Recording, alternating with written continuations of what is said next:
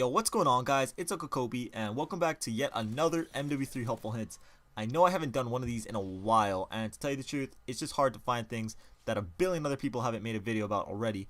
So from now on, I'll probably just stick to like quick tips that you can carry into Black Ops 2 as well, just so they stay relevant. However, I will continue to make spots videos if I feel they are worthy enough to share, in this late stage of the game. But nonetheless, in today's video, we're going to be talking about snaking. Now, some of you may or may not know what snaking is, but I'm sure all of you have done it at some point without even realizing it. Personally, I think snaking is a big problem with Call of Duty as gameplay mechanics go, but if it's in the game, might as well use it. So after you watch this video, hopefully you will be able to take full advantage of it. Alright guys, first thing you should know is that snaking is basically a glitch in the game. And I call it a glitch because when you do it, it eliminates any possible quick reaction time by your opponents, and it gives you an edge in a gunfight. Not so much that you're reporting someone for doing it, but it most likely is something that you'll complain about when it's done to you. Now, there are two types of snaking. The first is most common, and I'm sure all of you do it. It's when you are in a gunfight and you duck behind cover. But before you come up, you are already holding down that left trigger button, so when you do come up, you're ready to take your opponents out. Now, most people don't consider this snaking, however, I do, just because how it affects your opponent's bullet registration and his reaction time. I don't think I need to spend any more time on this, because most of you do it by impulse already.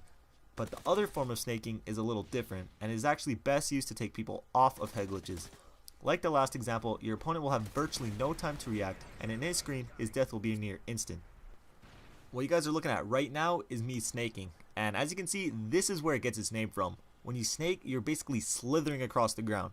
Most of you are probably thinking right now, well, what the hell does that do? That looks pointless. But trust me, if you get it lodged into your muscle memory, it will help you win a lot of gunfights. The way I most often use it, and I think is the most useful, is to take people off of head glitches. First, let me show how you actually do it, and it really could not be any easier.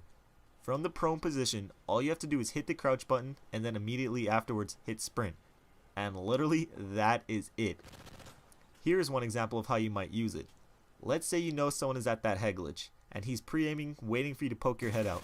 Rather than slowly peeking around the corner, which will give him the upper hand, use the snake glitch. Again, prone, crouch, sprint, and then of course take him out. Occasionally, if they have the better connection and a quick reaction time, they may land a shot or two on you. However, no matter what, their first couple bullets will not register, giving you the advantage every time. In this example, your opponent has you trapped in a corner, and he's just laying there prone waiting for you to come out. This time, I'm going to be a little fancier and add a jump after the snake, which looks something like this. However, in his screen, it looks like this.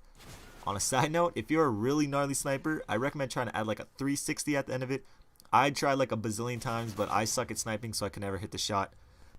Also, let's say there's no way you would have a shot on him, but you want to check if he was still there. You can snake out around the corner and cut right back with no time for your opponent to kill you. As you can see, with you moving this fast, there is no way for him to get you. But anyways, keep in mind that this is just something to have in your back pocket or up your sleeve for whenever the opportunity calls for it. I don't really suggest you go around all game trying to snake people, for the obvious reason that you will look like an idiot, but if you can remember this, I guarantee it will help you at one point or another. That wraps up this episode of Helpful Hints. I hope you enjoyed this quick little tip, and if you did, please show your support by giving it a rating down below, and let me know in the comments if you already knew about this and if you use it while playing. Also, just a heads up, no one has guessed correctly on the current weekly giveaway, so if you haven't checked that out, click the annotation on screen. And if you did already, I'll give you 3 more guesses, so go take advantage of that. I want to be able to give some prizes away come next Saturday. On Friday should be another Helpful Hints, and until then will be a plethora of awesome videos. I don't know if that's how you say that, but anyways, if you're new and like what I do, hit that subscribe button. This was Uncle Kobe. Until next time, I love you all, and peace.